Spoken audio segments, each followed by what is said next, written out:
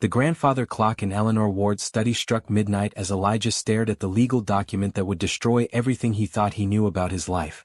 His hands trembled as he read the words again, hoping somehow they would change. The rain hammered against the tall windows of the Manhattan mansion, but the storm outside was nothing compared to the chaos brewing in his mind. "She can't be serious," he whispered to the empty room, his voice echoing off the mahogany walls lined with photos of his late mother's humanitarian work.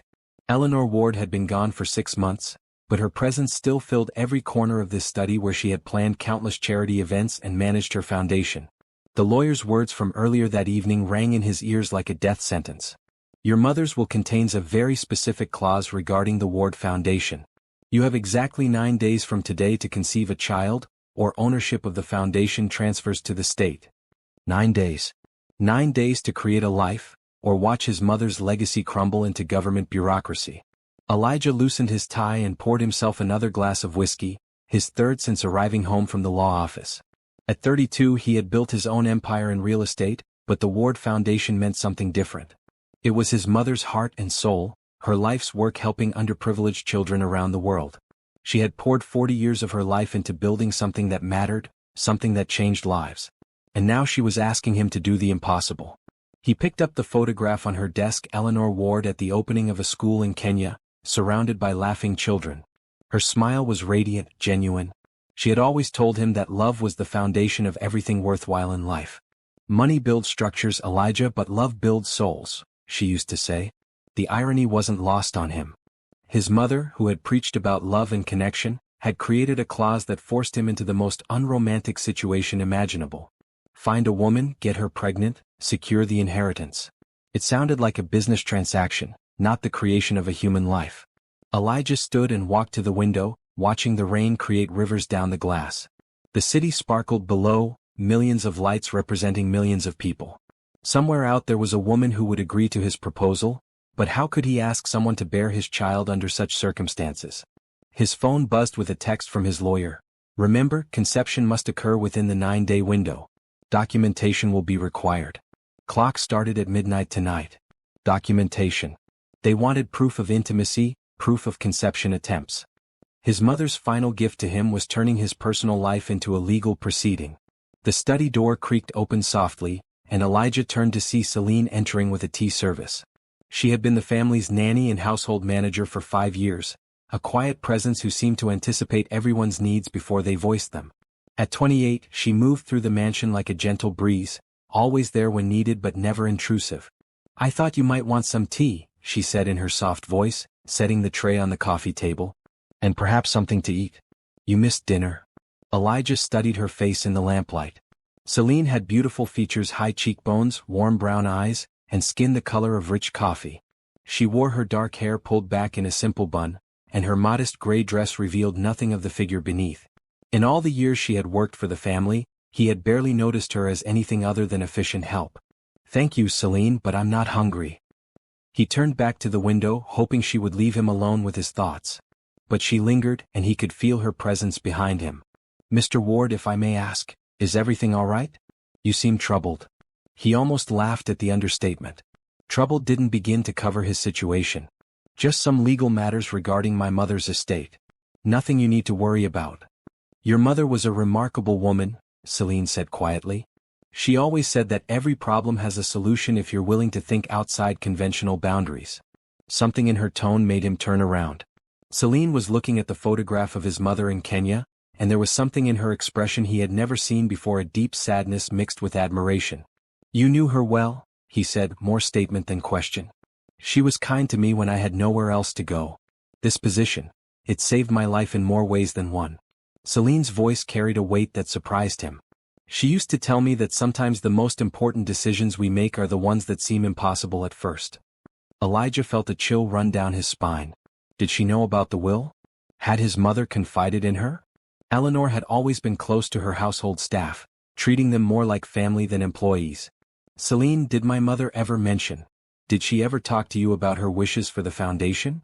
Their eyes met across the room, and for a moment, Elijah saw something flicker in her gaze: knowledge, understanding, maybe even sympathy. But then she lowered her eyes and smoothed her skirt. "She spoke often about legacy, Mr. Ward. About how the most important things we leave behind aren't material possessions, but the love we share and the lives we touch. Celine moved toward the door, then paused. She also said that sometimes help comes from the most unexpected places. After she left, Elijah stood alone in the study, her words echoing in his mind. The clock showed 12:47 a.m. 8 days and 23 hours remaining. He picked up his phone and scrolled through his contacts. There had to be someone, an ex-girlfriend, a business associate, someone who would understand his situation. But as he looked at name after name, he realized how empty his personal life had become. Years of focusing on business had left him isolated, surrounded by acquaintances but no real connections. The whiskey burned as he finished his glass, but it did nothing to numb the growing panic in his chest. His mother had always been 3 steps ahead of everyone else, always planning for contingencies no one else could see.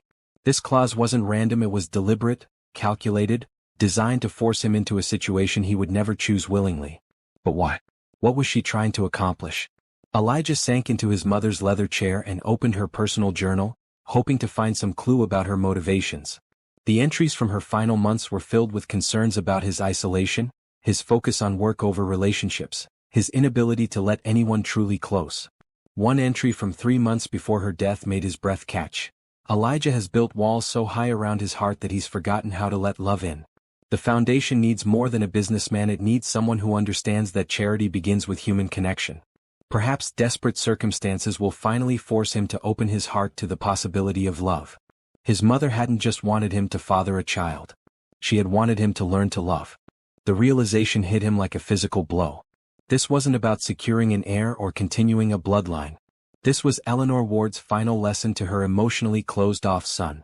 She was forcing him to be vulnerable, to depend on someone else, to create a life not just biologically but emotionally.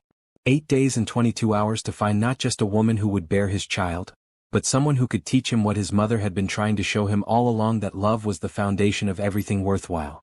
As the clock ticked toward 1 a.m., Elijah began to understand that he wasn't just racing against time to save the foundation. He was racing to save himself. The morning sun filtered through the conference room windows as Elijah sat across from 3 of Manhattan's most expensive lawyers. His personal attorney, Harrison Blake, had assembled what he called a discreet team of specialists to help navigate the unusual circumstances of Eleanor Ward's will. "We've prepared a list of potential candidates," said Patricia Monroe, a sharp-eyed family law attorney who specialized in reproductive contracts. She slid a leather folder across the mahogany table. "Each woman has been thoroughly vetted for health, discretion, and willingness to enter into this type of arrangement." Elijah opened the folder to find professionally photographed headshots attached to detailed profiles. The women ranged in age from 25 to 35, all attractive, all accomplished, all willing to consider his proposition for the right price. "This is insane," he muttered, staring at the faces looking back at him. "I'm shopping for a mother for my child like I'm buying a car." "Mr. Ward," interjected Dr. Richards, a reproductive specialist they had consulted, "time is of the essence. If conception is to occur within your specified time frame, we need to maximize every opportunity. I've also prepared information about artificial insemination procedures that could increase our chances of success." Our chances. Everyone was treating this like a business venture, which Elijah supposed it was. But something about the clinical approach made his stomach turn. Harrison cleared his throat. "There's also the matter of documentation. The will requires proof that conception attempts occurred within the 9-day window. We'll need to establish a clear timeline and have medical verification of encounters." "You want me to file reports every time I sleep with someone?" Elijah's voice rose despite his attempt to stay calm. "Think of it as insurance," Patricia said smoothly. "Your mother's estate is worth over $200 million, not counting the foundation's assets. We need to ensure there's no legal challenge to your compliance with the will's terms." Elijah pushed back from the table and walked to the window. 8 days left, and they were talking about documentation and medical verification. This wasn't how life was supposed to begin. "What about surrogacy?" he asked without turning around. "Find someone willing to carry a child conceived through IVF?" "Possible but risky given the time frame," Dr. Richards replied. "The will specifically states conception must occur naturally within the 9-day period. Artificial insemination is acceptable, but IVF requires a longer process that might not meet the legal requirements." Elijah returned to his seat and picked up the first profile. Rebecca Martinez, 29, MBA from Wharton, currently working in pharmaceutical sales. Beautiful, intelligent, and according to the notes, highly motivated by financial incentives. She's asking for $5 million, he said, reading the proposal. Plus medical expenses and a confidentiality agreement, Patricia added. Given your timeline, her terms are quite reasonable. Reasonable. They were talking about creating a human life, and the conversation was about reasonable terms. His phone buzzed with a text. Mr. Ward, breakfast is ready whenever you're available. Celine. For some reason, the simple message from his household manager felt like a lifeline in the surreal morning he was experiencing. Schedule meetings with the top 3 candidates for this afternoon, he told Harrison. I want to speak with them personally before making any decisions. Excellent. We'll have contracts prepared based on your selections. Patricia gathered her papers.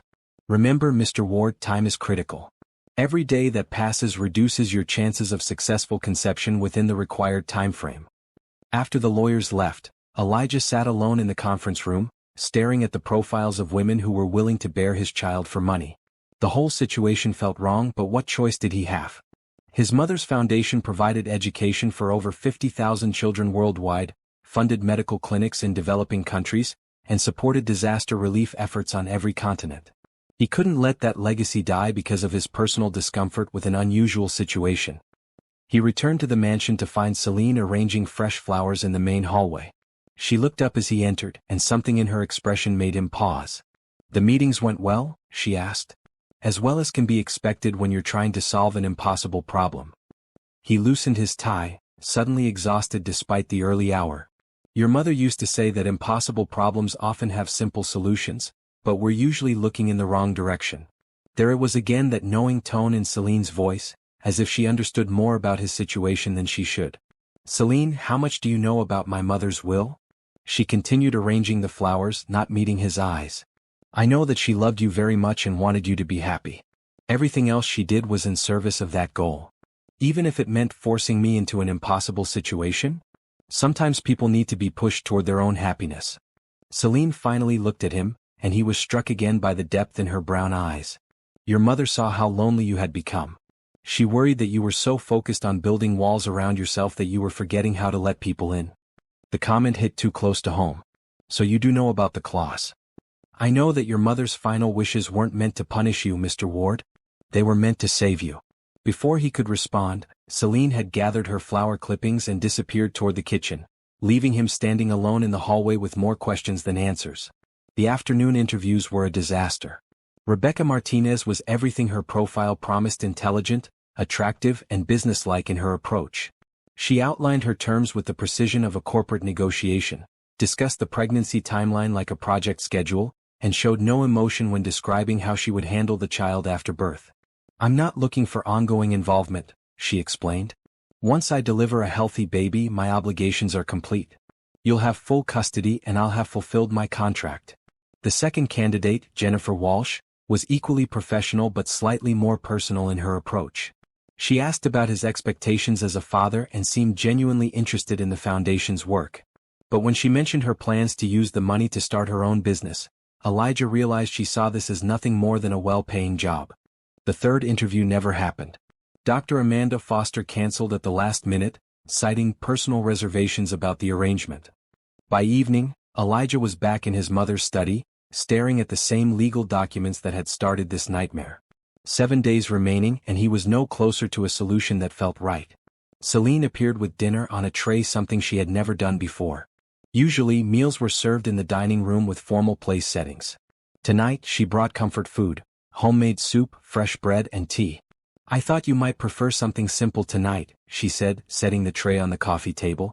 Thank you. He looked up at her as she prepared to leave. Celine, can I ask you something personal? She paused, her hand on the door handle. Of course. Why did you really come to work for this family? What did you mean when you said the position saved your life? For a long moment she was silent. Then she turned back to face him, and he saw vulnerability in her expression that she usually kept hidden. I was 23, completely alone in the world. My parents had died in a car accident, and I had no other family.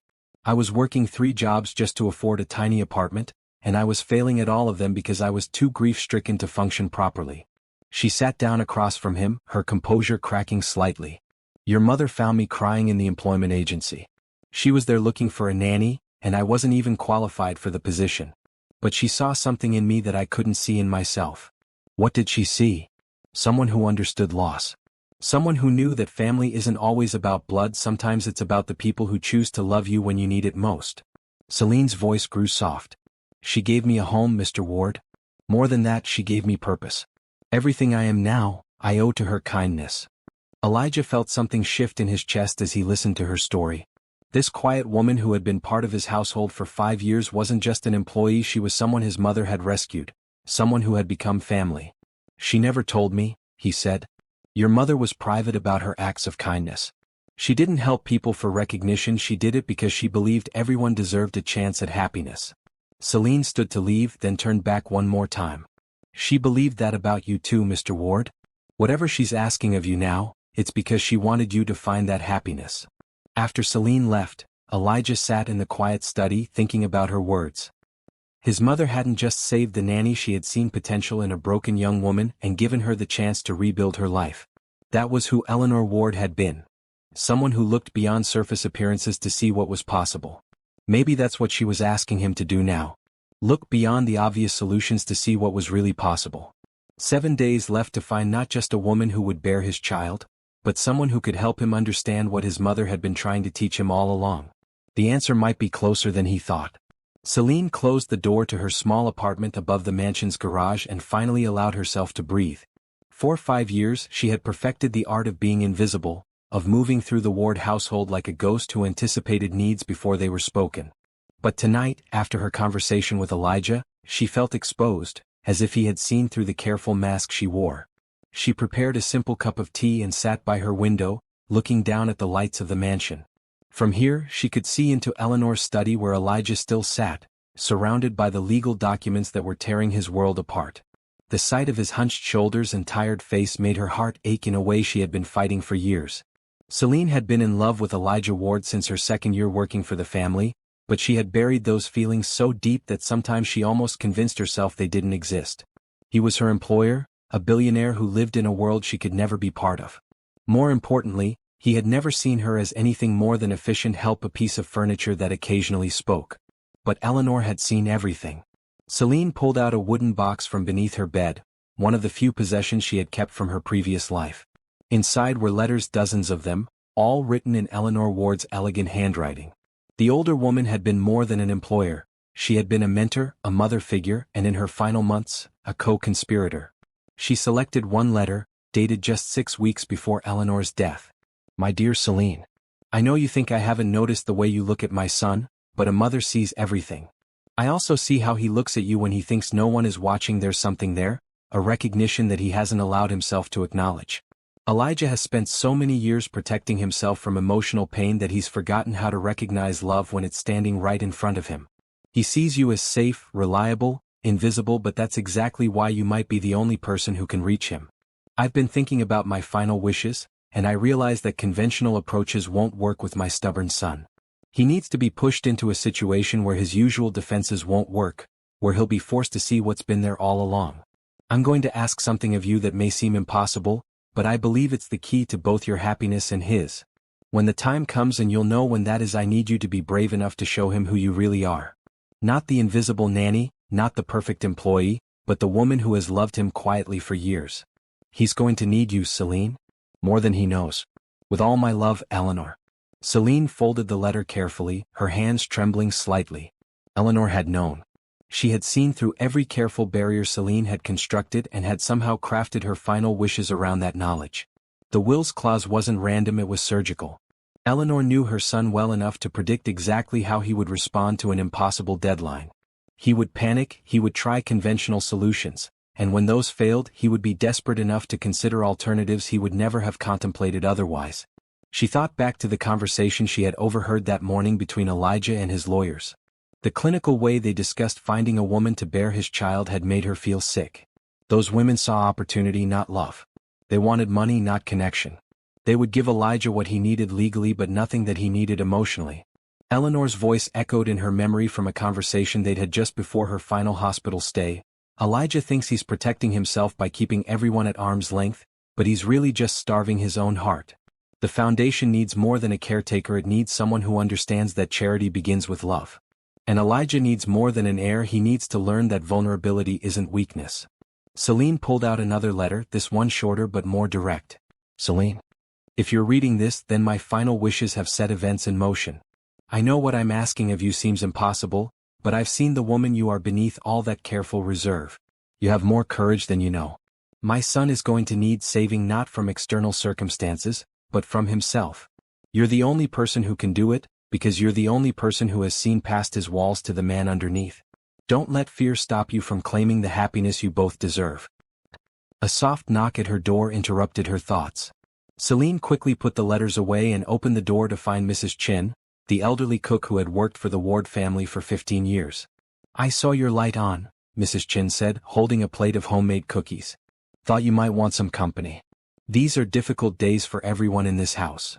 Celine invited her in, grateful for the distraction. Mrs. Chin was one of the few people who knew about Eleanor's letters, though she didn't know their specific contents. He's struggling, Mrs. Chin observed, settling into the small armchair by the window. Mr. Elijah, I mean.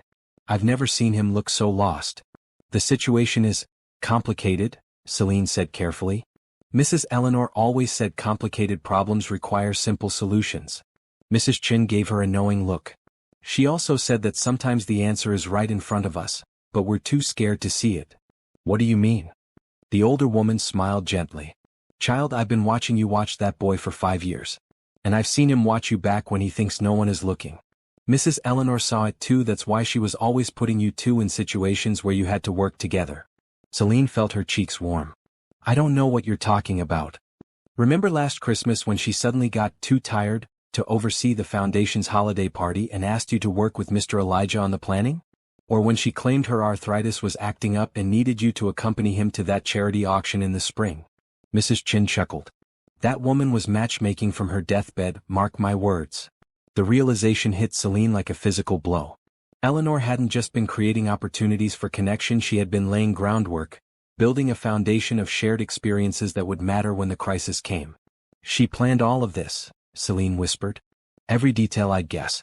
Mrs. Eleanor was always 3 steps ahead of everyone else. She knew her son would try to handle this situation like a business transaction, and she knew that would never work. Not for someone like him, who needs to feel genuine connection before he can trust anyone with his heart. Mrs. Chin patted Celine's hand. The question is, child, are you brave enough to give him what he really needs? After Mrs. Chin left, Celine stood at her window again, watching Elijah move around his mother's study. She could see him pacing, running his hands through his hair, the picture of a man at the end of his rope. 7 days left. 7 days for him to find a solution that would save the foundation and honor his mother's memory. The women his lawyers had found would solve the legal problem, but they wouldn't solve the deeper issue Eleanor had been trying to address. Celine thought about her conversation with Elijah earlier, about how he had really looked at her perhaps for the first time in 5 years. She had seen surprise in his eyes when she told him about her past, as if he was just realizing she was a real person with a real story, not just a function in his household. But could she really do what Eleanor was asking? Could she walk into that study and offer herself to a man who had never seen her as anything more than help? The thought terrified her, but not as much as the thought of watching him marry someone who could never love him the way she did. She pulled out one final letter, the one Eleanor had marked "Read last." My brave girl. If you've gotten this far, then you're considering doing something that scares you. Good. The best things in life require courage. I need you to know that this isn't just about saving Elijah from his own stubbornness, though that's part of it. This is about giving you both the chance at happiness that you've been too afraid to reach for. Elijah needs to learn that love isn't a weakness to be avoided but a strength to be embraced. And you need to learn that you're worthy of being loved by someone as remarkable as my son. You've spent 5 years being invisible, but that ends now. It's time to step into the light and claim the life you deserve. Be brave, my dear. Love is always worth the risk. With all my faith in you, Eleanor. Celine folded the letter and placed it back in the box. Tomorrow would mark 6 days remaining in Elijah's deadline. Soon, he would realize that his conventional approaches weren't working, and desperation would make him consider alternatives he had never imagined. When that moment came, she would be ready. She had spent 5 years learning everything about Elijah Ward, his habits, his preferences, his fears, and his dreams. She knew he took his coffee black in the morning but added cream in the afternoon. She knew he worked best in complete silence but needed soft music when he was stressed. She knew he had nightmares about losing people he loved and that he kept his mother's favorite book of poetry in his desk drawer. Most importantly, she knew that beneath all his success and confidence was a lonely man who had convinced himself that emotional distance was the same as emotional strength. Eleanor had seen through all of that to the truth underneath that Elijah Ward was a man capable of deep love who had simply forgotten how to trust anyone with his heart. 6 days to save not just the foundation but the man she loved. Celine turned off her light and prepared for bed, but sleep was a long time coming. Tomorrow she would continue to be the invisible, efficient nanny who anticipated everyone's needs. But soon, very soon, it would be time to step out of the shadows and into the scariest, most important role of her life. The role of the woman who could save Elijah Ward from himself. The 4th day began with another disaster. Elijah sat in his office at Ward Enterprises, staring at his phone after yet another candidate had backed out of their arrangement. Dr. Amanda Foster had sent a polite but firm email explaining that she had reconsidered the ethical implications of their agreement. That made 4 women who had initially expressed interest but ultimately declined when faced with the reality of the situation. The clinical nature of the arrangement, the tight timeline, and the legal documentation requirements were scaring away even the most financially motivated candidates. "Sir?" His assistant, Janet, peered through the doorway. "Ms. Martinez is here for your follow-up meeting." Rebecca Martinez entered his office with the same professional confidence she had displayed 2 days earlier. Elijah had hoped their second meeting might reveal some warmth beneath her businesslike exterior, but she launched immediately into revised contract terms. "I've spoken with my attorney, and we have some concerns about the liability clauses," she said, spreading documents across his desk. "Also, the medical monitoring requirements seem excessive. I'll need modifications to the privacy terms and a larger upfront payment to compensate for the additional scrutiny." Elijah listened to her demands with growing discomfort. She was negotiating the creation of his child like a merger agreement, discussing pregnancy complications and birth risks with the same tone she might use for market projections. "Ms. Martinez," he interrupted, "can I ask you something? Why are you willing to do this?" She looked surprised by the question. "The financial compensation is substantial, and I'm at a point in my career where I can take a year-long sabbatical. It's a mutually beneficial arrangement. But this is a child we're talking about. A human life that will be born from this arrangement. Yes, and according to our contract, that child will be entirely your responsibility. I'm providing a service, Mr. Ward, nothing more." Her tone remained professional, but something cold flashed in her eyes. "I thought we were clear about the boundaries of this relationship." After she left, Elijah canceled his remaining appointments and drove back to the mansion. 5 days left and he was no closer to a solution. Worse, every interaction with potential candidates made him feel more convinced that this entire approach was wrong. He found Celine in the mansion's library, dusting the higher shelves. She was standing on a stepladder, reaching for a particularly high section, and something about the graceful way she moved made him pause in the doorway. "You don't have to do that yourself," he said. "We have a cleaning service." She looked down at him, startled. "I like taking care of the books. Your mother and I used to discuss them while I cleaned." She had opinions about every title in here. She was quite the reader. Elijah moved into the room, suddenly needing to be around someone who had genuinely cared about his mother. What was her favorite? Poetry, especially Maya Angelou and Langston Hughes. But she also loved romance novels, though she pretended to be embarrassed about it. Celine climbed down from the ladder, and he found himself standing closer to her than he ever had before. She said love stories reminded her that hope was always possible, even in the darkest circumstances. "Hope," Elijah repeated bitterly. "I'm not feeling particularly hopeful these days." "The meetings aren't going well?" He slumped into one of the leather reading chairs. "They're disasters. These women see dollar signs, not what this really is. They want to treat pregnancy like a business transaction." Celine moved to the chair across from him, and for the first time, he noticed how she listened with complete attention, as if his words were the most important thing in the world. "What do you want it to be?" she asked quietly. The question caught him off guard. No one had asked him what he wanted, only what he needed legally. "I want..." He struggled to put his feelings into words. "I want my child to be wanted. Not created for money or legal obligations, but because someone genuinely wanted to bring a life into this world." "Does that make me naive?" "It makes you human," Celine said softly. "Your mother would be proud to hear you say that." Something in her tone made him look at her more carefully. "You really knew her well, didn't you?" "She saved my life, Mr. Ward." Everything I am now, I owe to her kindness. She taught me that family isn't always about blood, sometimes it's about choosing to love someone and sticking by that choice even when it's difficult. She never told me any of this. In 5 years, I never knew your story. You never asked. The words weren't accusatory, just factual. You were always kind and polite, but I was part of the household machinery to you. Someone who made your life run smoothly but didn't require personal attention. The observation stung because it was true. Elijah realized that despite living in the same house for 5 years, he knew almost nothing about the woman who had been managing many aspects of his daily life. "I'm sorry," he said. "That wasn't fair to you. You weren't unkind, just distant. Your mother understood that you had built walls to protect yourself, but she worried that those walls were keeping out the very things that could make you happy." Before Elijah could respond, his phone rang. Harrison Blake's name appeared on the screen. "I have to take this," he said apologetically. "Mr. Ward, we have a problem." Harrison's voice was tense. "Word about your situation has leaked to the media. We're getting calls from gossip reporters asking about your baby deadline. Someone broke confidentiality." Elijah's blood ran cold. "How is that possible? Everyone signed NDAs. We're investigating, but the damage is done. You need to prepare for media attention, and it's going to make finding willing candidates much more difficult. No one wants to be part of a public spectacle." After ending the call, Elijah sat in stunned silence. The media attention would turn his already impossible situation into a circus. Any woman who agreed to help him now would be subjected to intense scrutiny and public judgment. "Bad news?" Celine asked gently. "The worst? The media knows about the wills clause. This is about to become a very public disaster." He rubbed his temples, feeling a headache building. "I need to call off the search. I can't ask anyone to endure that kind of attention." "So you're giving up?" "What choice do I have? I won't subject some innocent woman to media harassment just to save the foundation." Celine was quiet for a long moment, studying his face. "Your mother once told me that sometimes the most important decisions we make are the ones that terrify us. She said courage isn't the absence of fear, it's doing what's right despite the fear."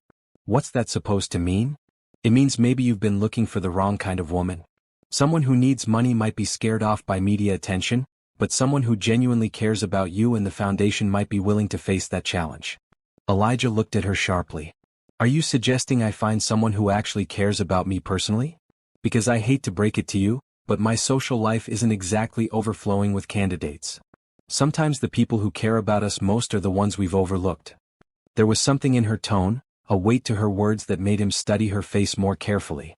Celine met his gaze steadily, and for a moment, he saw something in her brown eyes that took his breath away, not pity or sympathy, but something deeper and more complex. "Celine," he began, but she stood abruptly. "I should let you make your calls. The media situation will require careful handling." She moved toward the door, then paused. "Mr. Ward? Your mother's foundation has helped thousands of children around the world. Don't let her legacy die without a fight." After she left, Elijah sat alone in the library, her words echoing in his mind. "Sometimes the people who care about us most are the ones we've overlooked." Was she trying to tell him something? He thought back over their conversation, remembering the way she had looked at him when she talked about his mother's views on love and family. There had been something personal in her voice, something that went beyond professional concern. His phone buzzed with notifications, news alerts about his situation. The headlines were already sensational: "Billionaire's baby race against time," and "Ward fortune hangs on heir deadline." His private crisis had become public entertainment. By evening, the media circus was in full swing. News vans lined the street outside the mansion, and reporters called out questions whenever he appeared at a window. The remaining candidates from his lawyer's list had all withdrawn their interest, citing privacy concerns. Elijah found himself back in his mother's study, staring at her photograph from Kenya. 4 days left, and he had no viable options remaining. "She looks happy there," Celine's voice came from the doorway.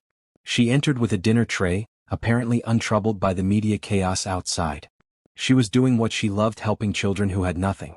The foundation was her life's work. "It could be your life's work too if you save it." Elijah turned to look at her. "How can you be so calm about all this? There are reporters outside calling this family home a circus." "Because I know something they don't." Celine set the tray down and moved to stand beside him at the window.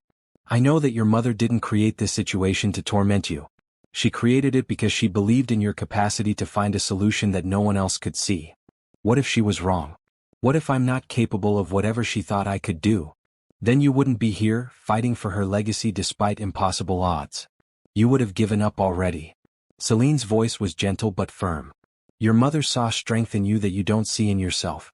She also saw that you were capable of love, even though you've spent years convincing yourself otherwise. Love, Elijah repeated, the word feeling foreign in his mouth. How can I think about love when I'm facing a legal deadline to conceive a child? Maybe that's exactly when you should think about it. Maybe your mother knew that only desperation would force you to consider what your heart actually wants instead of what your head thinks is practical. Elijah turned to face her fully. What are you saying, Celine? For a moment she seemed to be wrestling with herself. Her composure wavered, and he saw vulnerability flash across her features before she regained control. I'm saying that sometimes the answer to our problems is closer than we think. Sometimes we've been so focused on looking far away that we miss what's right in front of us. Like what? She met his eyes, and this time she didn't look away. Like someone who has cared about you and this family for 5 years. Someone who knew your mother well enough to understand her true wishes. Someone who wouldn't be scared off by media attention because she believes in what you're trying to protect. The air in the room seemed to shift, becoming charged with possibility and unspoken words. Elijah felt his heart begin to race as he processed what she might be suggesting. Celine. But she stepped back, the vulnerable moment passing. I should let you eat your dinner while it's still warm. Tomorrow will bring new challenges. She was almost to the door when he called out, Wait? She turned back and he saw hope and fear warring in her expression. Tomorrow is day 5. I'm running out of time and options.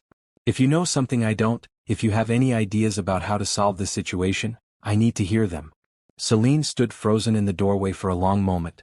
When she spoke, her voice was barely above a whisper. Ask me tomorrow, Mr. Ward. When you're truly desperate and out of conventional solutions, ask me again what I think you should do. After she left, Elijah sat in the study until well past midnight, thinking about their conversation. There had been subtext in every word she spoke, layers of meaning he was only beginning to understand. 4 days left to save his mother's legacy. 4 days to find a solution that felt right instead of just legally adequate. And somewhere in the back of his mind, a possibility was beginning to form, one that both terrified and intrigued him in equal measure. Day 5 arrived with a vengeance. Elijah woke to find his phone buzzing with calls from reporters, business associates, and distant relatives who had suddenly discovered their concern for his welfare.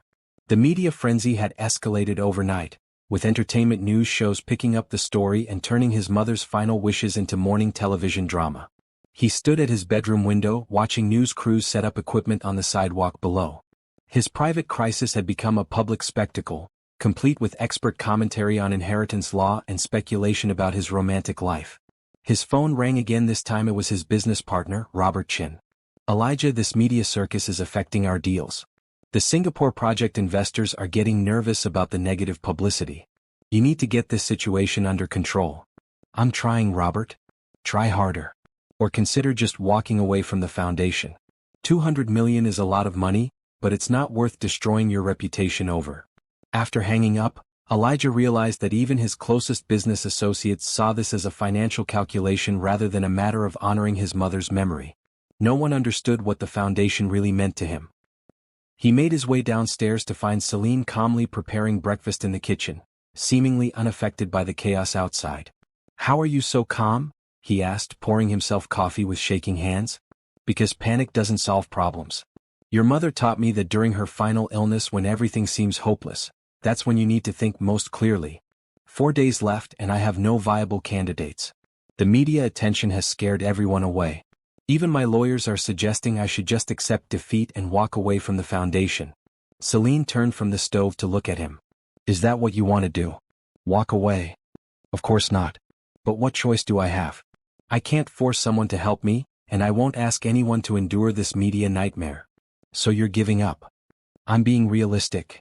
Your mother was never realistic. She was impossibly optimistic, even when the doctors told her she had 6 months to live.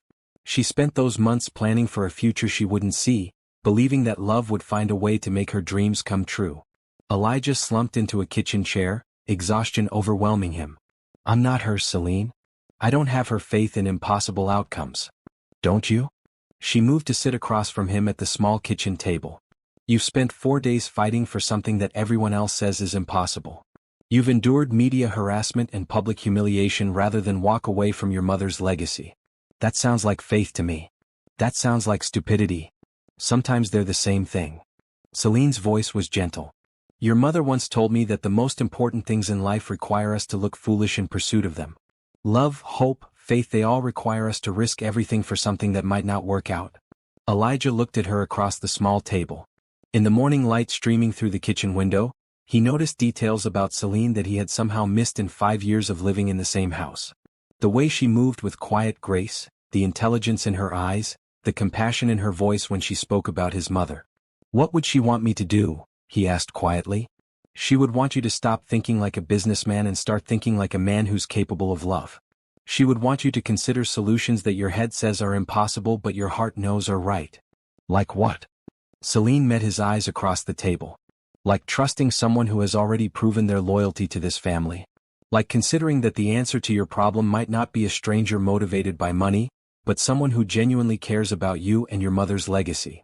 The kitchen fell silent except for the ticking of the old clock on the wall.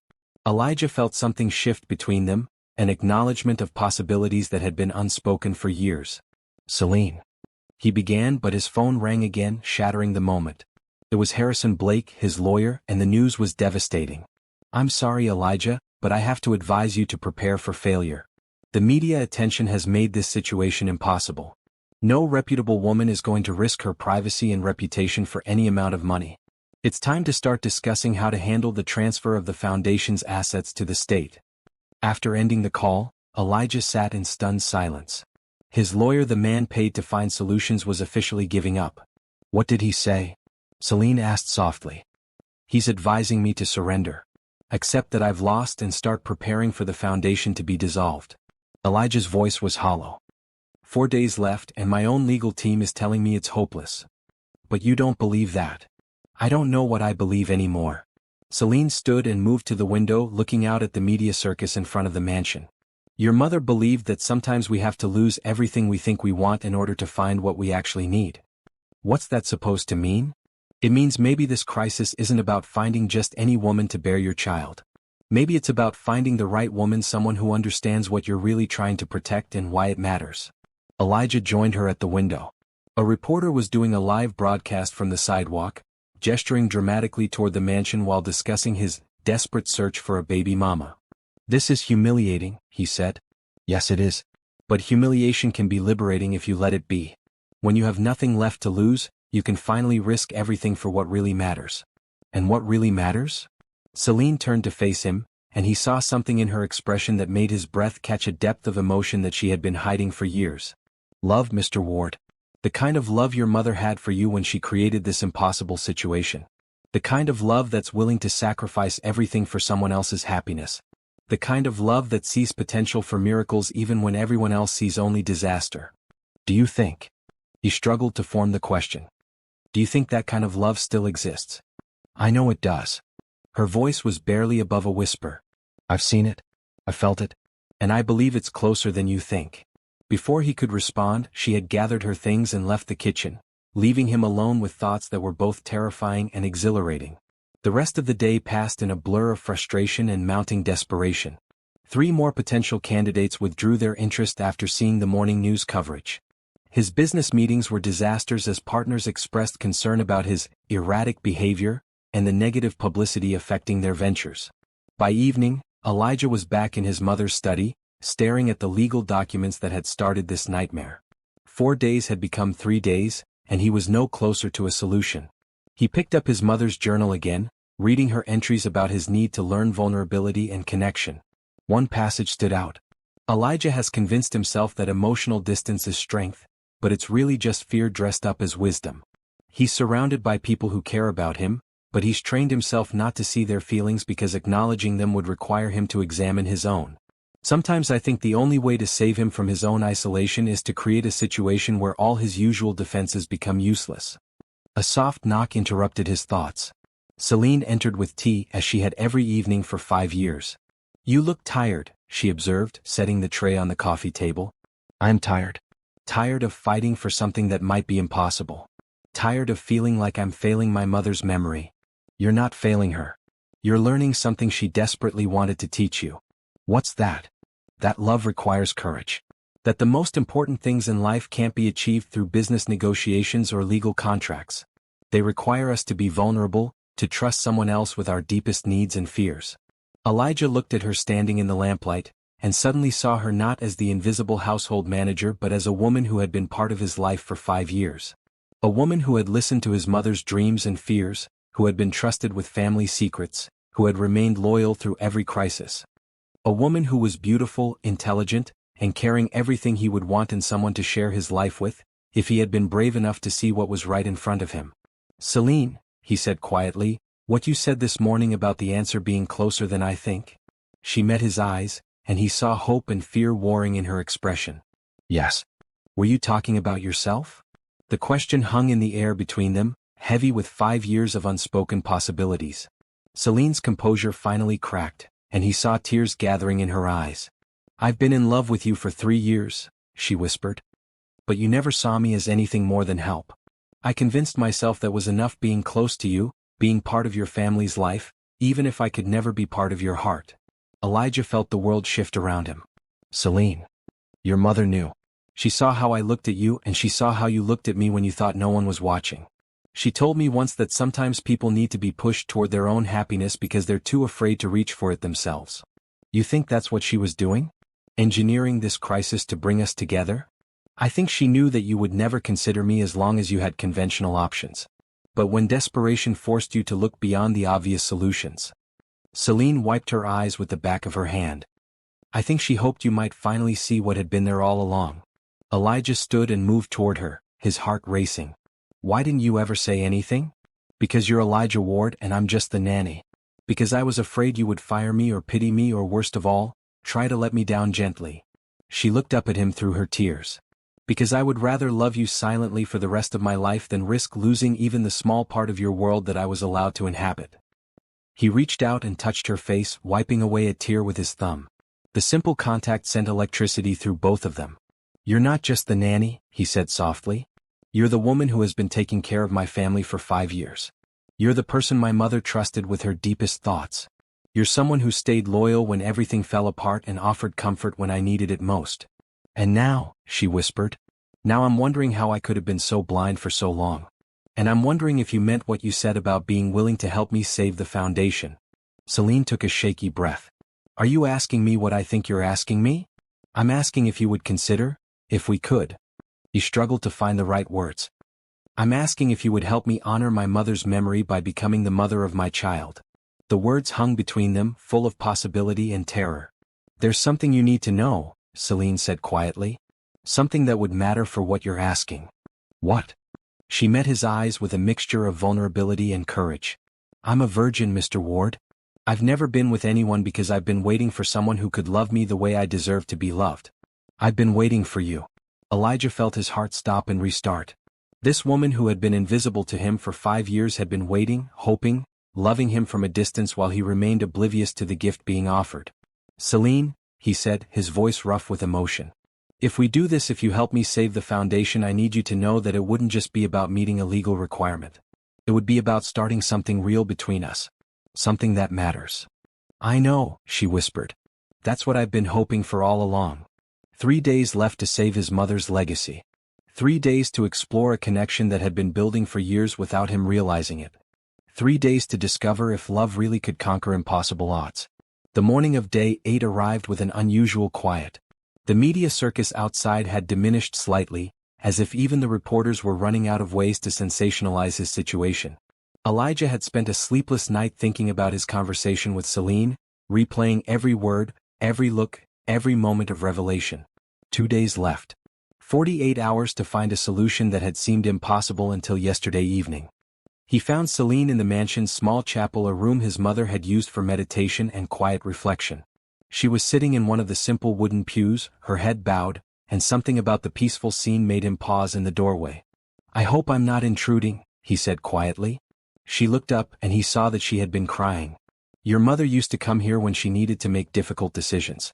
She said it helped her hear her own heart above all the noise of other people's opinions." Elijah entered the chapel and sat beside her on the pew.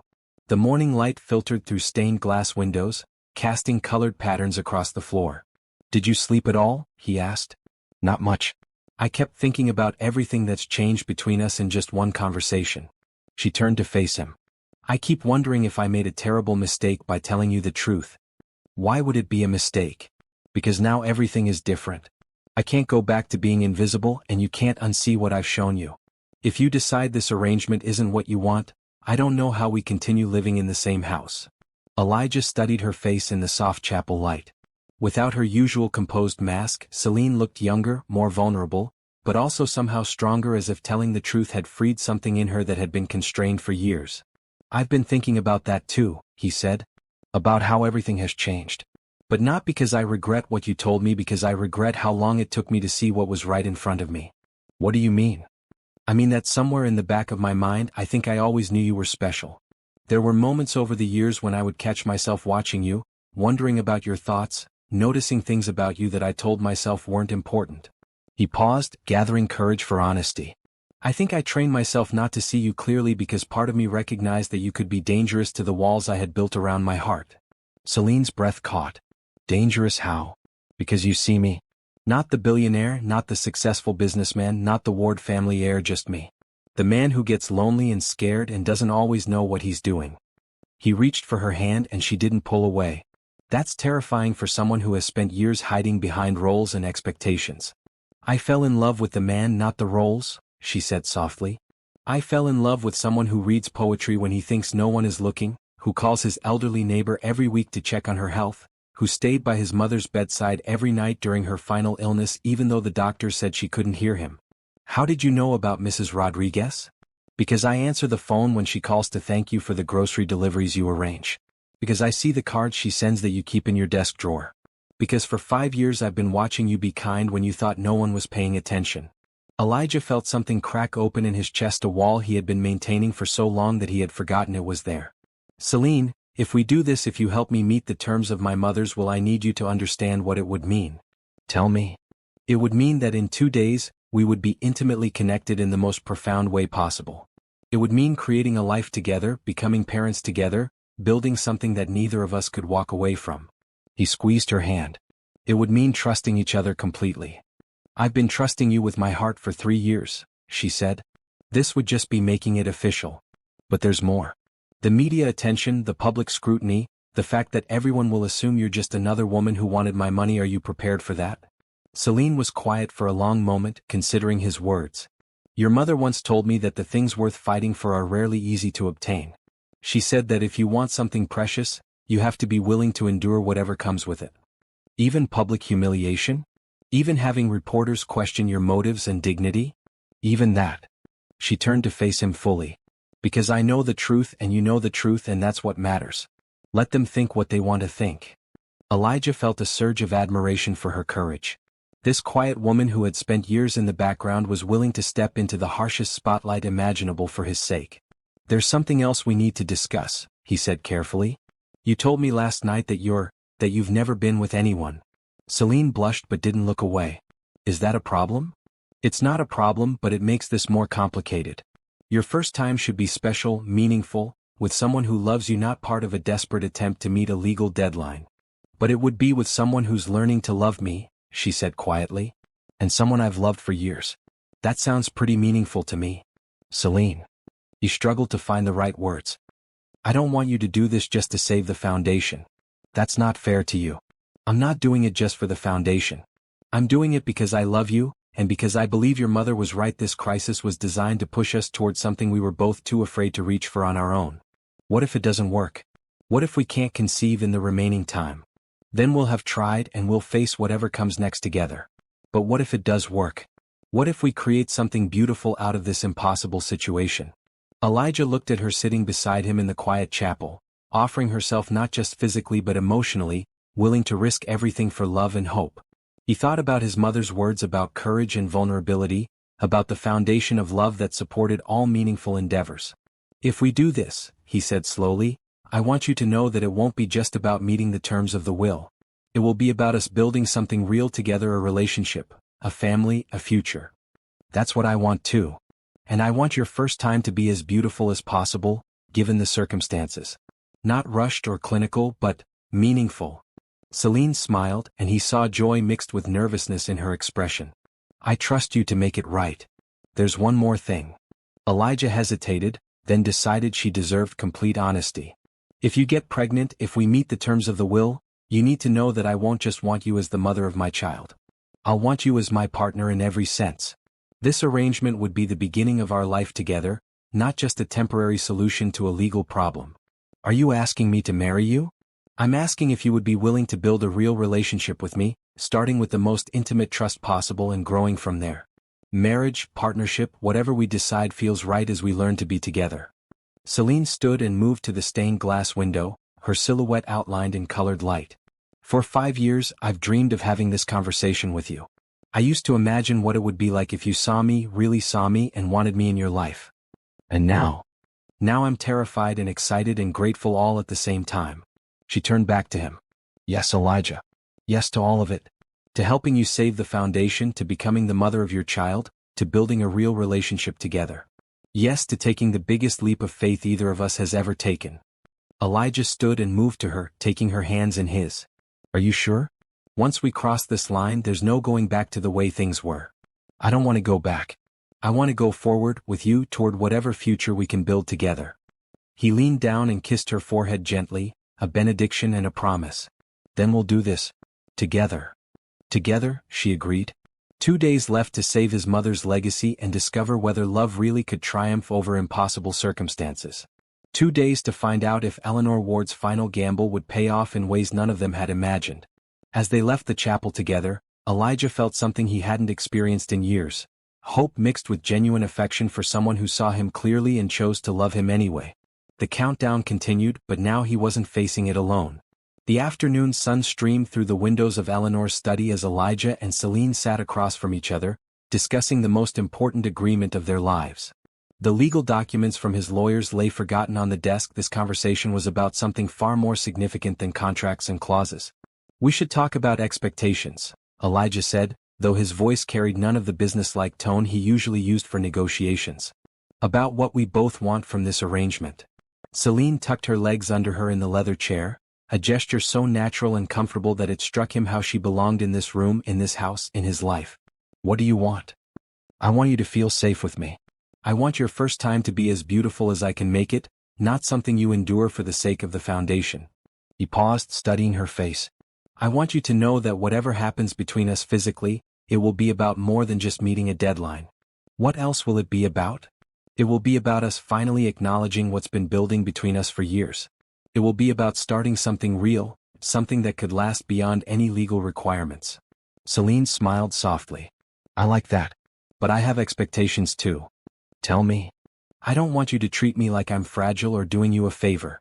I'm choosing you because it's what my heart wants. She leaned forward slightly. I want you to want me, not just need me to solve your problem. I do want you, Elijah said, surprising himself with the honesty. I think I've wanted you longer than I was willing to admit to myself. When did you first notice me? Really notice me, not just as household staff. He thought back, searching his memories for the moment when Celine had shifted from invisible to visible in his perception. Last Christmas. You were decorating the tree in the main hallway, and you were humming something while you worked. When I walked by, you looked up and smiled, and for a moment I forgot what I was doing. There was something about that smile that stayed with me for days. I remember that day. I was humming a song your mother taught me. She said it reminded her of you when you were little. What song? The Way You Look Tonight. She said you used to sing it when you were 5 years old, before you learned to be self-conscious about showing emotion. Elijah felt a warmth spread through his chest. Even in death, his mother was still revealing connections he had been too blind to see. What about you? He asked. When did your feelings change from professional to personal? Celine blushed, but her voice was steady. The night your mother died. You stayed with her body for hours after the doctors left, just talking to her, telling her about foundation projects and family memories. I brought you tea around midnight, and when I saw you sitting there, so alone and grief-stricken, something shifted in my heart. I realized I didn't just work for you, I cared about you in a way that had nothing to do with employment. You never showed it. Because I thought it was hopeless. You were grieving and I was just staff. But I started paying attention to you differently after that, noticing when you skipped meals, when you worked too late, when you needed someone to listen. She paused. I started falling in love with your kindness, your dedication to your mother's memory, your quiet moments of vulnerability when you thought no one was watching. I'm sorry I was so oblivious. Don't be sorry. If you had noticed earlier, it might have been for the wrong reasons: pity or loneliness or rebound from grief. This way, when you finally see me, it's because you're ready to see me. Elijah stood and moved to sit on the arm of her chair, close enough to touch her face gently. I see you now, Celine. I see your strength, your loyalty, your compassion. I see a woman who has been taking care of everyone around her while asking for nothing in return. I see someone I could build a life with if you'll let me. I'll let you, she whispered, leaning into his touch. Then we need to talk about the practical aspects. Tonight. Tonight, she agreed, though he could see nervousness mixed with anticipation in her expression. We'll take our time. No rushing, no pressure. If at any point you want to stop or slow down, just tell me. What if I'm not? What if I don't know what I'm doing? Then we'll figure it out together. Physical intimacy isn't just about experience, it's about connection, communication, caring about your partner's feelings. He stroked her cheek with his thumb. I'll take care of you, Celine. I promise. And after? If it works, if I get pregnant? Then we start planning our future together. You move from the apartment above the garage into the main house. We tell the world that we're together because we choose to be, not because of any legal requirement. We prepare to become parents and partners. What about the media attention? They'll say terrible things about me. Let them. The people who matter will see the truth that you're an extraordinary woman who chose to help save something important. And I'll be beside you through all of it. Celine was quiet for a moment, processing everything they had discussed. There's something I need to tell you about your mother. What? She knew this would happen. She planned it. Celine stood and moved to Eleanor's desk, opening the bottom drawer to retrieve a sealed envelope. She gave me this before she died, with instructions to give it to you only if her will's clause brought us together. Elijah took the envelope with shaking hands. His name was written across the front in his mother's elegant script, with a note below, to be opened only when love conquers fear. Inside was a letter that made his eyes fill with tears. My dearest Elijah, if you're reading this, then my final gamble has paid off and you've finally opened your heart to the possibility of loving and being loved. I've watched you both for years, you trying so hard to protect yourself from emotional pain that you couldn't see the gift being offered right in front of you, and Celine loving you so quietly and completely that she made herself invisible rather than risk rejection. You are both such good people, such perfect matches for each other, and so terrified of vulnerability that you would have spent your entire lives circling around your own happiness without ever claiming it. The foundation clause wasn't really about producing an heir, my darling boy.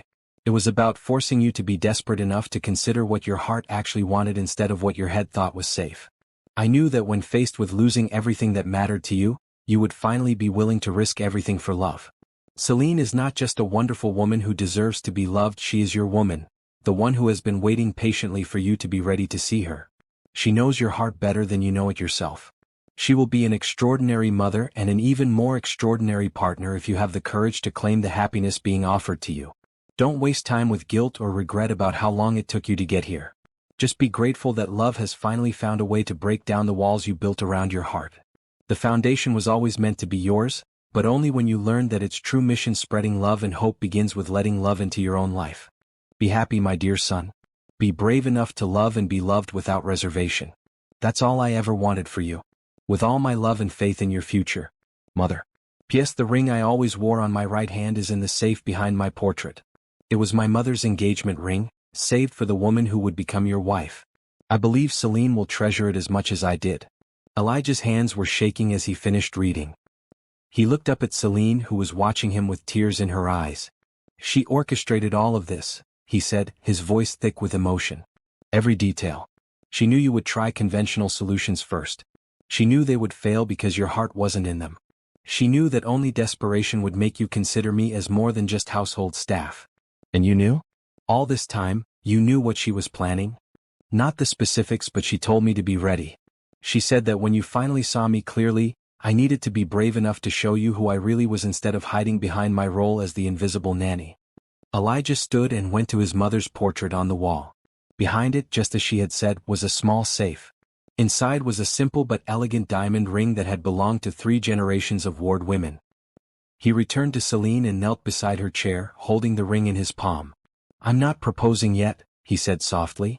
We need time to build something real between us, to make sure this is about more than just fulfilling my mother's wishes. But I want you to know that this ring is yours when you're ready for it. When we're both ready for forever." Celine took the ring and held it up to the light, watching it sparkle. "It's beautiful. She must have loved your father very much." "She did. And she loved you enough to trust you with her son's future." Elijah took her free hand. "Are you ready for tonight? For us to take the next step?" "I'm nervous," she admitted. "But ready. More than ready. Then let's have dinner together. Not as employer and employee but as—" He paused, searching for the right words. "As two people who are falling in love," she suggested. "As two people who are done fighting against love," he agreed. They spent the evening in the mansion's smaller dining room, sharing a meal that Celine had prepared herself. The conversation flowed easily between them, 5 years of unspoken thoughts finally finding voice. They talked about their dreams, their fears, their hopes for the future they might build together. As the sun set outside, painting the room in golden light, Elijah reached across the table to take Celine's hand. "Are you sure about this?" he asked one final time. "Once we cross this line, everything changes forever." "I've been sure for 3 years," she said, squeezing his fingers. "The only thing I wasn't sure about was whether you would ever be ready to see what was right in front of you." "I see you now," he said, bringing her hand to his lips to kiss her knuckles gently. "I see you and I want you, and I'm grateful beyond words that you've been patient enough to wait for me to catch up. Then let's not wait any longer." As they rose from the table together, Elijah felt a sense of rightness settle over him that he had never experienced before. This wasn't just about saving the foundation or meeting legal requirements. This was about finally claiming the love that had been waiting for him all along. 2 days left in his deadline, but for the first time since this crisis began, he felt like time was on their side. Love had found a way just as his mother had believed it would. The master bedroom had been transformed. Celine had spent the afternoon arranging fresh flowers from the garden, white roses and lavender, Eleanor's favorites. Candles cast a warm glow throughout the room, and soft music played from the sound system. Everything was designed to create beauty and comfort for what would be the most significant night of both their lives. Elijah stood at the window watching the last news van pull away from the curb. Even the media seemed to sense that something had shifted, that the desperate urgency of his situation had transformed into something more personal and private. "You did all this?" he asked as Celine entered the room, her hair loose around her shoulders and wearing a simple white dress he had never seen before. "I wanted tonight to be special. Not just because of the circumstances but because—" She paused, suddenly shy. "Because it's us. Finally us." He moved toward her, taking in the way the candlelight played across her features. She was beautiful, had always been beautiful, but tonight there was something radiant about her that took his breath away. "You're incredible," he said softly, reaching out to touch her face. "I can't believe I was blind to you for so long. We were both protecting ourselves. But we don't need to do that anymore." "Are you nervous?" he asked, studying her expression. "Terrified," she admitted with a small laugh. "But in a good way. Like standing at the edge of something wonderful and scary at the same time. We can take as much time as you need. There's no rush." "I know. That's what makes this perfect, knowing that you care more about my comfort than any deadline." Elijah pulled her closer, his hands settling on her waist. "Celine, I need you to know something before we go any further." "What?" "This isn't just about creating a child or saving the foundation. This is about us starting our life together. When I touch you, when we're intimate, it will be because I want you, not because I need something from you." "I want you too," she whispered, her hands coming up to rest on his chest. "I've wanted you for so long that sometimes I thought I was imagining these feelings. They're real. This is real." He leaned down and kissed her forehead gently. "All of it." "Elijah, there's something I want to tell you about your mother. Something she said to me the night before she died." "What?" "She called me to her room very late, when the nurses thought she was sleeping. She took my hand and said, 'Celine, my son is going to need you soon. Not just as his employee but as his heart. When that time comes, don't let fear stop you from loving him the way he deserves to be loved.'" Elijah felt his throat tighten with emotion. She knew even then. She knew everything. "She knew how I felt about you, she knew how you felt about me even when you didn't recognize it yourself, and she knew that sometimes people need impossible circumstances to push them toward their own happiness." "Do you think she's watching us now?" he asked, glancing around the room that had once been his parents' sanctuary. "I think she's at peace knowing that her plan worked." Celine smiled up at him. She told me once that love stories weren't just about the happy ending, they were about two people finding the courage to choose each other despite all the reasons they could find not to. And have we found that courage? I found it 3 years ago when I first admitted to myself that I loved you. You found it yesterday when you finally let yourself see me. She stood on her tiptoes to brush her lips against his. The question now is what we do with it. Their first real kiss was gentle, tentative, full of 5 years of unspoken longing finally finding expression. When they broke apart, both were breathing hard. That was... Elijah began. Worth waiting for, Celine finished. Are you ready? He asked, though his hands were already tangling in her hair. I've been ready since the moment I realized I loved you. What followed was beautiful in its gentleness. Elijah kept his promise to make Celine's first experience about love rather than necessity. They took their time discovering each other, talking through every moment, ensuring that comfort and connection came before passion. You're so beautiful, he whispered against her skin as he slowly removed her dress. I can't believe you're here, that you're mine. I've always been yours, she replied, her hands exploring the planes of his chest as he removed his shirt. I just had to wait for you to claim me. Their intimacy was a revelation for both of them. Celine discovered that physical love was even more profound than she had imagined when it was rooted in genuine emotional connection. Elijah discovered that vulnerability could be a source of strength rather than weakness when shared with someone who loved him unconditionally. Afterward, they lay entwined in the candlelight, talking softly about everything and nothing. Do you think it worked? Celine asked, her head resting on his chest. I don't know. But if it didn't, we'll try again tomorrow night, and the night after that if necessary. He stroked her hair gently. This isn't just about one night, Celine. This is about the rest of our lives. I love you, she said, the words finally spoken without fear or reservation. I love you too, he replied, and meant it more than he had ever meant anything. I love your kindness, your strength, your patience with my blindness. I love that you saw something in me worth waiting for. Your mother saw it too. She told me once that you had the biggest heart of anyone she knew, but you had wrapped it in so many protective layers that even you had forgotten it was there. What else did she tell you about me? Celine smiled against his chest.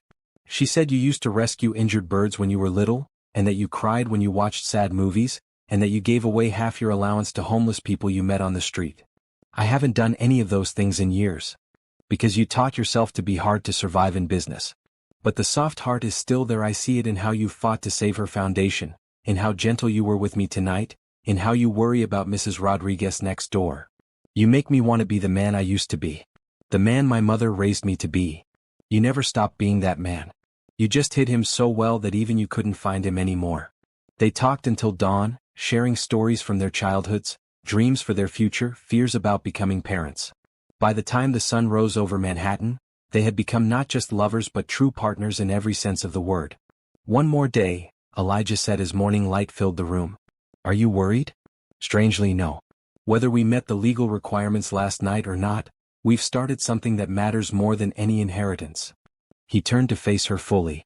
I want to spend my life with you, Celine. Foundation or no foundation, money or no money, I want to build something real with you. Even if we lost everything? We wouldn't have lost everything. We'd have each other, and that's more than I ever thought I'd have. Celine kissed him softly. We're not going to lose everything. Your mother's plan was too perfect, too carefully orchestrated.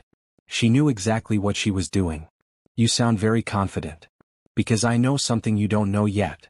What? Celine smiled mysteriously. Ask me tonight after we've spent another day falling deeper in love with each other. As they prepared to face their final day of uncertainty, Elijah felt a peace he hadn't experienced since his mother's death. Whatever happened with the foundation, he had found something more precious than money or legacy. He had found a love worth building a life around. The countdown was almost over, but their story was just beginning. The final day dawned clear and bright, as if the universe itself was preparing for revelations.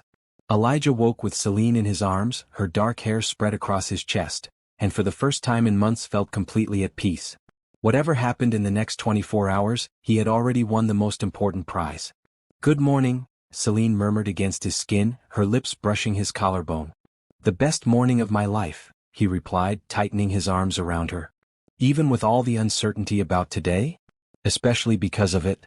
Yesterday I was facing this deadline alone and desperate. Today I'm facing it with the woman I love. They lingered in bed until late morning, talking softly and stealing kisses. both reluctant to break the spell of intimacy they had woven around themselves. But eventually, the outside world intruded in the form of Elijah's phone buzzing with messages from his lawyer. "Harrison wants to meet this afternoon to discuss final preparations for tomorrow's documentation," Elijah said, reading the texts. "He still doesn't think we'll meet the requirements." "Let him think that," Celine said with a secretive smile. "Some surprises are worth waiting for. You keep hinting that you know something I don't. Are you going to tell me what it is? Tonight. After we've survived today, after all the legal preparations are complete, I'll show you something that will change everything." Elijah studied her face, seeing confidence mixed with excitement in her expression. "Should I be worried? You should be hopeful. Your mother was even more clever than you realized. They spent the day together in ways they never had before as a couple rather than employer and employee." Celine showed him the small apartment above the garage where she had lived for 5 years, sharing details about her private life that she had kept hidden. Her space was simple but beautiful, filled with books and plants and photographs of the charitable work she had done in her spare time. "You've been volunteering at the children's hospital?" Elijah asked, looking at photos of Celine reading to young patients. "Every weekend for 3 years. Your mother introduced me to the program. She said that if I was going to be part of the Ward family's life, I should understand the importance of giving back. She never told me. Because she wanted me to do it for the right reasons, not for recognition or approval." Celine pulled out a scrapbook filled with thank you cards from children and families. "This is what made me fall in love with the Foundation's mission. Seeing how much hope and healing you can bring to people who have so little." Elijah flipped through pages of evidence that Celine had been living the Foundation's values long before they became personally involved. She wasn't just someone willing to help him meet a legal requirement, she was someone who genuinely understood and shared his mother's vision. "You're remarkable," he said, closing the scrapbook. "How did I not see this side of you? Because you weren't looking for it. You saw me as efficient household management, not as a person with her own passions and commitments." She sat beside him on her small sofa. "But that's changing now. Everything is changing now." They had lunch together in the mansion's breakfast room, discussing practical matters about their future. If Celine was pregnant, she would move into the main house immediately. If not, they would continue building their relationship while trying for a child over the coming months. Either way, their lives were now permanently intertwined. "What about your position as household manager?" Elijah asked. "I'll need to hire my replacement. It wouldn't be appropriate for me to continue in that role if I'm going to be your partner and possibly the mother of your child. What would you like to do instead?" "I'd like to work directly with the Foundation if we save it.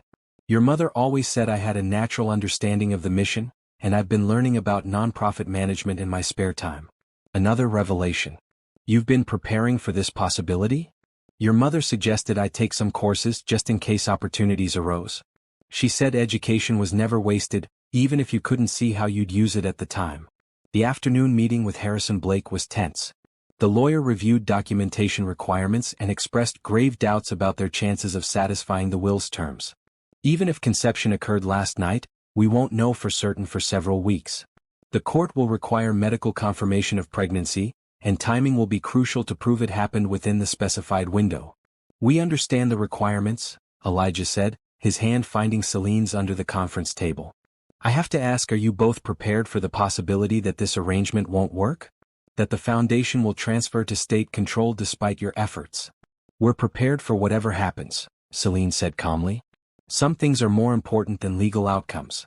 After the lawyer left, Elijah and Celine returned to the mansion's study. The sun was setting, casting long shadows across the room where this entire crisis had begun. "It's time," Celine said, moving to Eleanor's desk. "Time for you to understand the full scope of your mother's plan."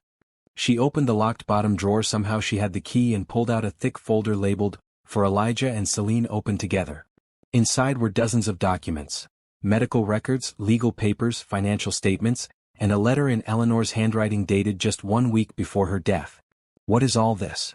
Elijah asked, spreading the papers across the desk. "Read the letter first," Celine said, her voice tight with emotion. "Then everything else will make sense." Elijah picked up the letter with shaking hands. "My dearest children, for that is what you both are to me. If you are reading this together, then love has triumphed over fear and my final plan has succeeded beyond my wildest hopes. Elijah, my stubborn, wonderful son, you were never in any real danger of losing the Foundation. The 9-day clause was designed to create urgency, not impossibility. What you don't know is that there was always a backup provision in the will, one that becomes active under specific circumstances. Celine, my brave girl, you were never just the household manager. You were always my chosen successor, my hand-picked partner for my son's future. Everything I taught you, every opportunity one gave you, was preparation for this moment. The truth is this: Celine is not just someone who worked for our family. She is someone I legally adopted as my daughter 3 months before my death. All the paperwork is in this folder. She is, in every legal sense, a ward. Elijah's breath caught. He looked up at Celine, who was watching him with tears streaming down her face. You're, he began. Your sister by adoption. Your mother's daughter by choice. Your partner by love. Celine's voice was shaking. She didn't tell me until her final week. She wanted me to know that I truly belonged to this family, not just as an employee but as someone she chose to love as her own child. Elijah continued reading, his hands trembling. The will's backup clause states that if the heir marries a member of the Ward family within the specified timeframe, all requirements are automatically satisfied. Celine's adoption makes her legally a ward, which means that your marriage to her whenever it occurs will satisfy the will's terms completely. But more than that, your union represents everything I hoped for.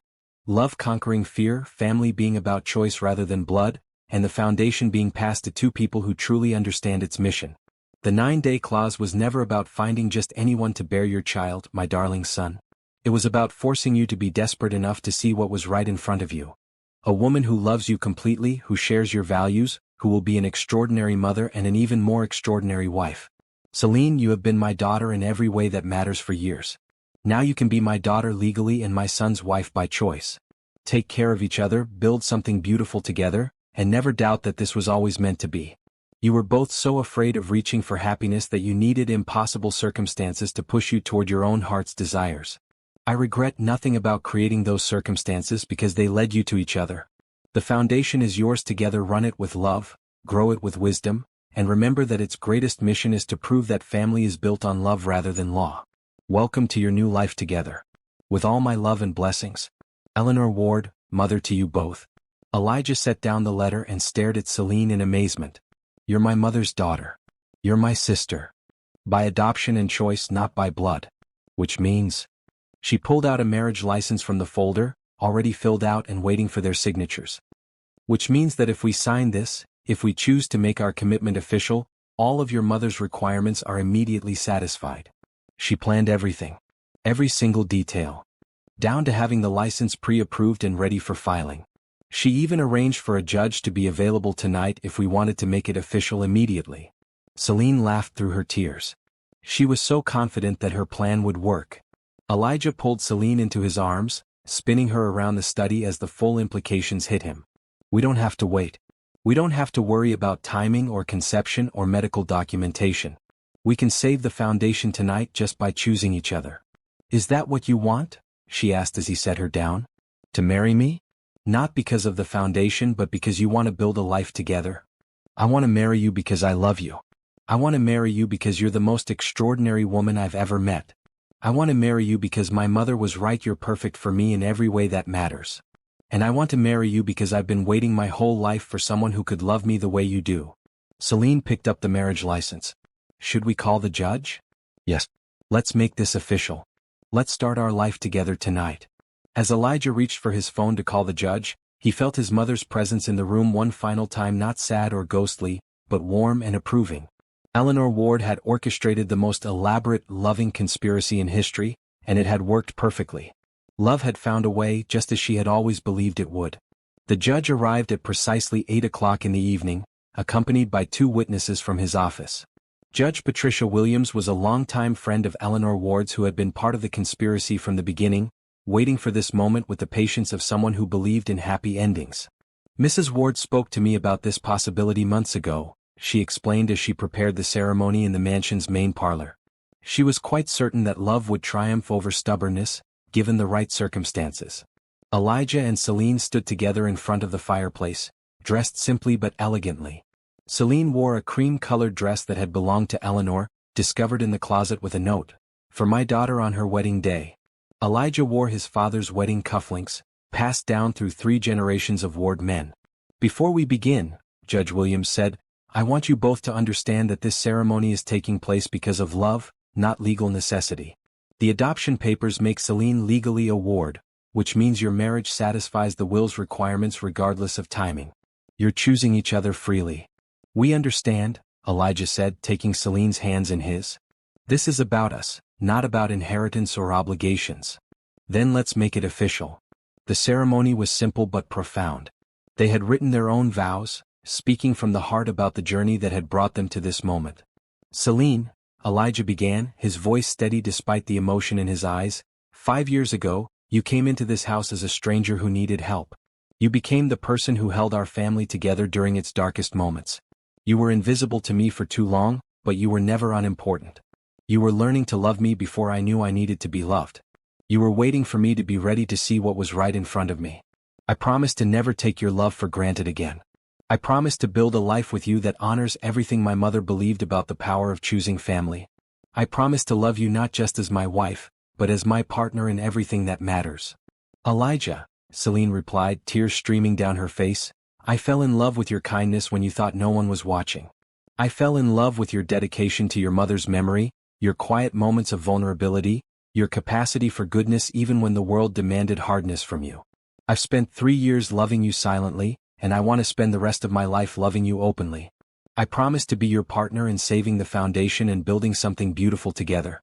I promise to love you not because circumstances forced us together, but because my heart chose you long before my head understood what was happening. Judge Williams pronounced them husband and wife at 8:47 p.m. on the 8th day, with more than 12 hours to spare before the deadline. As they kissed to seal their union, both felt Eleanor's presence blessing their choice. Congratulations, Mr. and Mrs. Ward, the judge said with a smile. Your mother would be very proud. After the witnesses left, Elijah and Celine sat together in the study, reviewing the legal documents that had started this entire journey. The foundation was secure, its future guaranteed by their union. But more importantly, they had found something neither had dared to hope for, a love worth building a life around. I still can't believe she planned all of this, Elijah said, holding up the adoption papers that made Celine legally his sister and therefore his eligible wife under the will's terms. She told me once that the best plans were the ones that gave people exactly what they needed, even when they were too afraid to ask for it. Celine curled up beside him on the leather sofa. She needed you to learn that vulnerability wasn't weakness, and she needed me to learn that I was worthy of being loved openly instead of just silently. What happens now? Now we have our whole lives to figure out how to run a foundation together, how to be married to each other, how to maybe become parents when we're ready.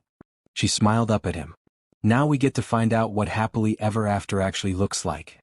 Are you happy? He asked, stroking her hair. I'm beyond happy. I'm content in a way I never thought possible. For 5 years I loved you and hoped and never quite believed this moment would come. Now it's real and it's even better than I imagined.